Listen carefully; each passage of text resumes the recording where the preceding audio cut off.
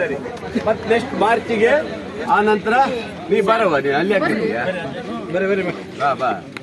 ಮಾರ್ಚಿಗೆ ಇದಾದ ನಂತರ ಮಾರ್ಚಿಗೆ ಮತ್ತೆ ಅಮೌಂಟ್ ಬರುತ್ತಲ್ಲ, ಆವಾಗ ಮತ್ತೆ ಎಲ್ಲೆಲ್ಲಿ ಬಿಟ್ಟೋಗಿದೆ ಅಲ್ಲಿ ನಾನು ಮಾಡ್ಕೊಡ್ತೀನಿ. ಒಟ್ಟಲ್ಲಿ ಈ ಗ್ರಾಮ ಪಂಚಾಯತಿಗೆ ಸುಮಾರು ಕೋಟಿ ಹಾಕಿದ್ದೀನಿ ಸರಿ.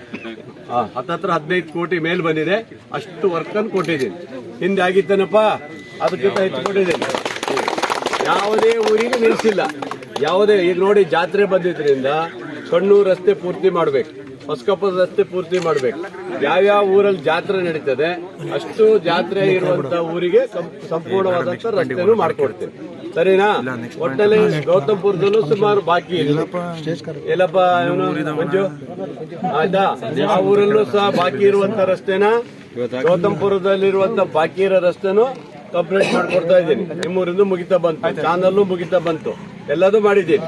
ಇನ್ನು ಒಂದಿಷ್ಟು SC ಕಾಲೋನಿಗೆ ಕೇಳಿದ್ದೆ, ಅದಕ್ಕೂ ಕೊಟ್ಟಿದ್ದೀನಿ. ಆಯ್ತಾ? ಇನ್ನು ಉಳಿದಿರೋದು ಅದು ಕೊಟ್ಟಿನಲ್ಲ ಬೇರೆ. ಯಾಕೆ ನಿಮ್ಮೂರೇ ಒಂದೇ ಊರ್ತಾಳ 40 ಲಕ್ಷ ಕೊಟ್ಟಿದ್ದೀನಿ. ಕಲ್ಲೋಡಿ 40 ಲಕ್ಷ ಕೊಟ್ಟಿದ್ದೀನಿ. 1 ಕಿಲೋಮೀಟರ್ ಆಗುತ್ತೆ ಕಲ್ಲೋಡಿದು, ಗೊತ್ತಾಯ್ತಾ? ಅದು ಆಯ್ತಾ? ಆಯ್ತಾ? ಮತ್ತೆ ಬೇರೆ ಬೇರೆ MI ಏನಿದೆ ಎಲ್ಲಕ್ಕೆ ಕೆಲಸನೂ ಕೊಟ್ಟಿದ್ದೀನಿ. ಹಿರಿಯರಿಗೆ ಕೊಟ್ಟಿದ್ದೀನಿ. MI ಇಂದ ಎಷ್ಟು ಕೊಟ್ಟಿದ್ದೀನಿ ಮಂಜು? 1 ಕೋಟಿ ಕೊಟ್ಟಿದ್ದೀನಿ. ಮತ್ತು 1 ಕೋಟಿ 10 ಲಕ್ಷ ರೂಪಾಯಿ ಕೊಟ್ಟಿದ್ದೀನಿ. ಗೌತಮ್ಪುರ ಕೊಟ್ಟಿದ್ದೀನಿ. ಆಮೇಲೆ ಮಧ್ಯ ಕಣ್ಣೂರಿಗೂ ಕೊಟ್ಟಿದ್ದೀನಿ. 1 ಕೋಟಿ ರೂಪಾಯಿ ಕೊಟ್ಟಿದ್ದೀನಿ. ಅಂದ್ರೆ ಮೂಲ ಸೌಕರ್ಯಗಳು ಏನೇನು ಕೊರತೆ ಇತ್ತು ಸಂಪೂರ್ಣವಾಗಿ ಈ ಸರಿ ಕೊಟ್ಟಿದ್ದೀನಿ. ಇನ್ನೂ 2.5 ವರ್ಷ ಇದೆ. ಅಷ್ಟರೊಳಗೆ ಮತ್ತೆ ಬ್ಯಾಲೆನ್ಸ್ ಇರೋದಷ್ಟು ಮುಗಿಸ್ಕೊಡ್ತೀನಿ. ಸರಿನಾ? ಯಾರು ಹೆದರ್ಕೊಳ್ಳುವಂತ ಪ್ರಶ್ನೆ ಇಲ್ಲ. ಯಾರು ಆಗಿಲ್ಲ. 15.5 ಕೋಟಿ ರೂಪಾಯಿ ಈ ಗೌತಮ್ಪುರ ಪಂಚಾಯತ್ಗೆ ಕೊಟ್ಟಿದ್ದೇನೆ. ಇದೊಂದೇ ಪಂಚಾಯತ್ಗೆಲ್ಲ, ಪ್ರತಿಯೊಂದು ಪಂಚಾಯತ್ಗೂ ಸಹ ದುಡ್ಡನ್ನು ಇಟ್ಟಿದ್ದೀನಿ. ಉದಾಹರಣೆ ಆನಂದಪುರದ ನಿಮ್ಮ ಯಾವ ರಸ್ತೆನೂ ಇಟ್ಟಿಲ್ಲ ಏನ್ರಿ ರವಿ? ಎಲ್ಲಾ ರಸ್ತೆನೂ ಕೊಟ್ಟಿದ್ದೀನಿ. ಆನಂದಪುರದ ಉಳಿದಿರೋ ರಸ್ತೆ ಇಲ್ಲ ಈಗ, ಅದನ್ನೂ ಕೊಟ್ಟಿದ್ದೀನಿ. ಇಲ್ಲೂ ಕೊಟ್ಟಿದ್ದೀನಿ, ಆಚಾಪುರ ಕೊಟ್ಟಿದ್ದೀನಿ, ಎಡಹಳ್ಳಿ ಕೊಟ್ಟಿದ್ದೀನಿ, ಹೊಸೂರಿಗೂ ಕೊಟ್ಟಿದ್ದೀನಿ.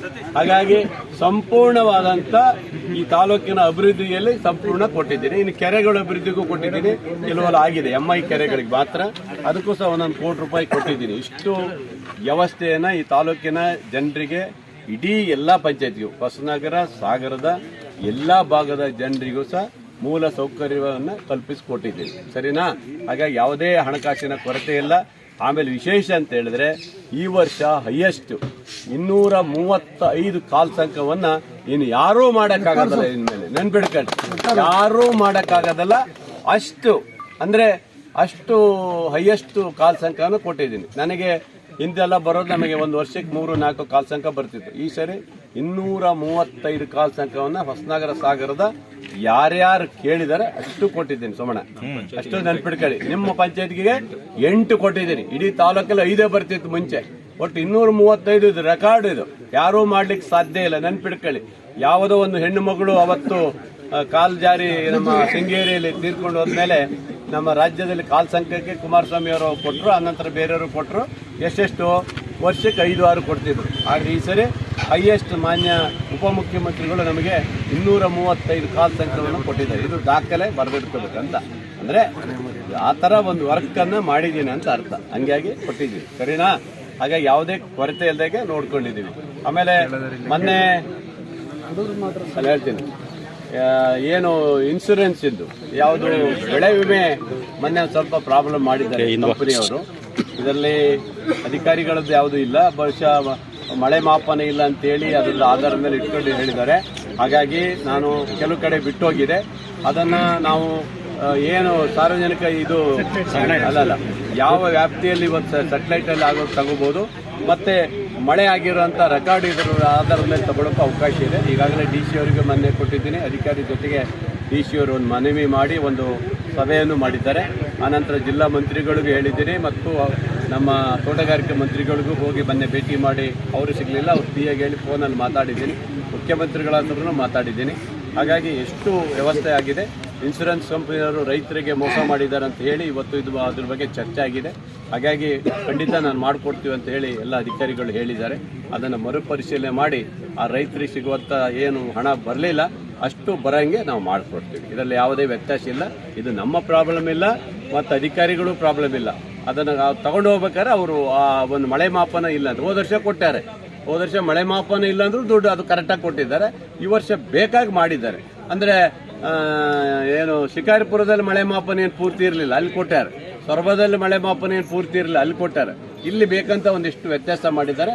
ಅವರಿಗೆ ಗಾಚಾರ ಬಿಡಿಸಕ್ಕೆ ಹೇಳಿದ್ದೀನಿ. ಆ ಕಂಪನಿ ಮೇಲೆ ನೆಕ್ಸ್ಟ್ ಏನಾರು ಆದರೆ ನಾವು ಅವರಿಗೆ ಕಪ್ಪು ಪಟ್ಟೆಗೆ ಸೇರಿಸಲಿಕ್ಕೂ ಸಹ ಬಿಡುವುದಿಲ್ಲ. ಹಾಗೇನಾದ್ರು ಆಗದೆ ಹೋದರೆ ಈ ಸರಿ ವಿಧಾನಸಭಾ ಅಸೆಂಬ್ಲಿ ಏನು ನಡೀತದೆ ಬೆಳಗಾವಿಯಲ್ಲಿ, ಅಲ್ಲಿ ನಮ್ಮದು ಸಹ ಹೋರಾಟ ಇರುತ್ತೆ ಅನ್ನೋದು ತಿಳ್ಕೋಬೇಕು. ರೈತರ ಪರವಾಗಿ ಬೇಳೂರದು ಒಂದು ಹೋರಾಟ ಇರುತ್ತೆ, ಸರಿನಾ? ಇಷ್ಟು ಹೇಳ್ತೀನಿ. ಮೊನ್ನೆ ಆನೆ ಬರ್ತಾ ಇದೆ. ಇತ್ತೀಚೆಯಲ್ಲಿ ರೈತರ ಜಮೀನಿಗೆ ಇವತ್ತು ಆನೆಗಳು ಬರುವಂಥದ್ದಾಗಿದೆ. ಅಂದ್ರೆ ಗೊತ್ತಲ್ಲ, ಕಾಡನ್ನು ನಾಶ ಮಾಡಿದ್ದೀರಿ ರೈತರು. ಈಗ ಕಾಡಿಲ್ಲ ಅಂತೇಳಿ ಊರಿಗೆ ಬರ್ತಾ ಇದೆ ಇದು ಆನೆಗಳು. ಹಾಗಾಗಿ ವಿರೋಧ ಪಕ್ಷದವರು ಅವರೆಲ್ಲ ಮೊನ್ನೆಲ್ಲ ಸ್ಟ್ರೈಕ್ ಮಾಡಿದ್ದಾರೆ. ಮೊನ್ನೆ ಇಲ್ಲಿ ಮಾಜಿ MLA ಸಹ ಮೊನ್ನೆ ಅಲ್ಲೆಲ್ಲ ಅಲ್ಲೇ ಅರಸಾಳಲ್ಲಿ ಮಾಡಿದ್ದಾರೆ. ಪಾಪ ಅವ್ರ ಕಾಲದಲ್ಲೂ ಇತ್ತು, ಅವ್ರ ಕಾಲದಲ್ಲೂ ಆನೆ ಬರ್ತಿತ್ತು. ಆವಾಗ ಅವ್ರು ಏನು ಮಾಡಿದ್ದಾರೆ ಹೇಳಬೇಕು. ನಾನಾದರೂ ಟ್ರಂಚ್ ಹೊಡಿಸಿದ್ದೀನಿ, ಸುಮಾರು 18 ಕಿಲೋಮೀಟರ್ ಟ್ರಂಚ್ ಹೊಡಿಸಿದ್ದೀನಿ ಅಲ್ಲಿ. ಆವಾಗ ಆನೆ ಬರಬಾರ್ದು ಅಂತ ಹೊಡಿಸಿದ್ದೀನಿ. ಇಲ್ಲೂ ಮುಂದಿನ ದಿವಸದಲ್ಲಿ ಹೊಡಿಸ್ಬೇಕಂತ ಈಗಾಗಲೇ ತೀರ್ಮಾನ ಮಾಡಿದ್ದೀವಿ. ಒಟ್ಟು 30 ಕಿಲೋಮೀಟರ್ ಟ್ರಂಚ್ ಹೊಡಿಬೇಕಂತ ಆಗಿದೆ. ಮೊನ್ನೆ KDP ಸಭೆಯಲ್ಲೂ ಮತ್ತು ವಿಚಾರದಲ್ಲಿ ಇದನ್ನು ಭಾಳ ಆಳವಾಗಿ ತೆಗೆದುಕೊಂಡಿದ್ದೀನಿ. ಹಾಗೆ ಬಿಡೋ ಪ್ರಶ್ನೆ ಇಲ್ಲ, ರೈತರಿಗೆ ಹಾಳಾಗಬಾರ್ದು ಅಂತೇಳಿ. ಯಾರೇ ಸರ್ಕಾರ ಕೊಡದಿರಲಿ, ಬೇಳೂರು ಮಾತ್ರ ಅವ್ರ ಮನೆಗೆ ಹೋಗಿ ಎಲ್ಲೆಲ್ಲಿ ಹಾಳಾಗಿದೆ ಅಷ್ಟು ಮನೆಗೂ ನಾನೇ ದುಡ್ಡು ಕೊಟ್ಟು ಬಂದಿದ್ದೀನಿ. ಗೊತ್ತಾಯ್ತಾ? ಎಲ್ಲರಿಗೂ ಸಹ ಹಾಳಾಗಿದ್ದ ಜಮೀನು ನೋಡಿ ಎಷ್ಟೆಷ್ಟು ಹೋಗಿದ್ದು ಕೊಟ್ಟಿದ್ದೀನಿ. ಮತ್ತು ಸರ್ಕಾರ ಮತ್ತೆ ಆಮೇಲೆ ಕೊಡ್ತದೆ. ಅಂದರೆ ಯಾರಿಗೂ ತೊಂದರೆ ಆಗಬಾರ್ದು. ರೈತನೇ ಬೆಳೆಗೆ ಪಾಪ ಕಷ್ಟ ಬಿಟ್ಟು ಒಂದಿಷ್ಟು ಬೆಳೆ ಬೆಳೆದಿರ್ತಾನೆ. ಅದನ್ನು ಕೊನೆ ಗಳಿಗೆಯಲ್ಲಿ ಆನೆ ಬಂದು ತುಳಿದು ಬಿಟ್ರೆ ಭಾಳ ನೋವಾಗುತ್ತೆ. ಅದಕ್ಕೂ ಸಹ ವೈಯಕ್ತಿಕವಾಗಿ ಪರಿಹಾರ ಕೊಟ್ಟಿದ್ದೀನಿ ಮತ್ತು ಸರ್ಕಾರದಲ್ಲೂ ಹೇಳಿದ್ದೀನಿ ಕೊಡ್ಲಿಕ್ಕೆ. ಅದು ಕೊಡ್ತಾರೆ. ಒಂದೊಂದು ತೋಟದಲ್ಲಿ ಅಡಿಕೆ ಮರ ಹೋದ್ರೆ ಇಷ್ಟು, ಬಾಳೆ ಮರ ಹೋದ್ರೆ ಇಷ್ಟು, ಗದ್ದೆ ಹಾಳಾದ್ರೆ ಇಷ್ಟು ಅನ್ನೋದು ಇದೆ. ಅದನ್ನು ಕೊಡ್ತಾರೆ. ಹಾಗಾಗಿ ಯಾವುದೇ ಸಮಸ್ಯೆ ಇಲ್ಲ. ಸರ್, ಮೆಕ್ಕೆಜೋಳ ಮತ್ತು ಭತ್ತ ಖರೀದಿ ಕೇಂದ್ರ ಶುರುವಾಗಿದೆ ಅಲ್ಲ, ಈಗಾಗಲೇ ಶುರುವಾಗಿದೆ. ನಿನ್ನೆಯಿಂದ ಶುರುವಾಗಿದೆ. ಇನ್ನು ಮೊನ್ನೆ ಖರೀದಿ ಮಾಡ್ತಾರೆ. ಯಾವುದೇ ಕೊರತೆ ಇಲ್ಲ. ಅದಕ್ಕೆ ಬೆಲೆ ನಿಗದಿ ಆಗಿದೆ, ಖರೀದಿ ಆಗುತ್ತೆ. ಅದರಲ್ಲೇ ಏನು ಕೊರತೆ ಇರೋದಿಲ್ಲ. ಎಲ್ಲದೂ ಮಾಡಿದ್ದೀವಿ. ಆ ಥರ ಸಮಸ್ಯೆಗಳೇ ಏನಿಲ್ಲ. ಓಕೆನಾ? ಸರ್, ಒಂದು ನಿಮಿಷ.